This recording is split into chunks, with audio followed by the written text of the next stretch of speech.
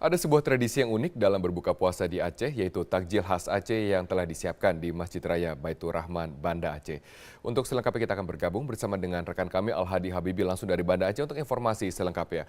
Al-Hadi, bisa Anda ceritakan kepada kami bagaimana tradisi unik dan juga apa takjil khas Aceh yang disediakan di sana? Ya, Robert, ada pemandangan unik setiap sore menjelang buka puasa bersama di Masjid Raya Baitur Rahman, Banda Aceh. Seperti hari ini misalnya warga sangat antusias untuk berbuka puasa di Masjid Raya Baitur Rahman ini karena pihak pengurus menyediakan takjil berupa kanji rumbi. Kanji rumbi ini adalah makanan khas Aceh, sejenis bubur, cuma ditambahi dengan rempah-rempah dan membuat kanji ini terlihat dan terasa lebih gurih dan juga lebih lezat. Saat ini di Banda Aceh sendiri baru saja tiba jadwal untuk berbuka puasa yang hari ini jadwal berbukanya 18 lewat 52 menit.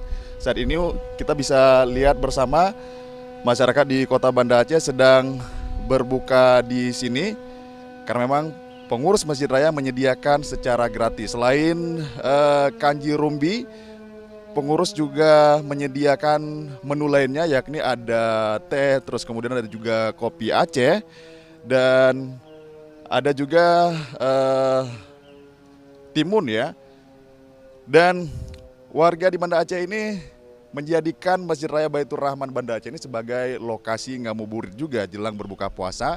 Sebagian warga memilih untuk datang kemari untuk menghabiskan waktu atau menunggu tibanya jadwal berbuka dengan bersantai di sini atau berfoto karena memang semenjak masjid ini dibangun 12 payung dan sekarang sudah luas, masyarakat sangat antusias untuk menghabiskan waktunya di sini.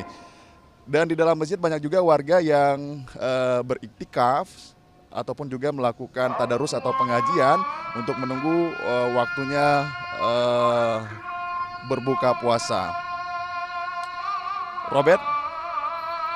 Baik, terima kasih Al-Hadi Habibi atas informasi Anda langsung dari Banda Aceh, Provinsi Aceh.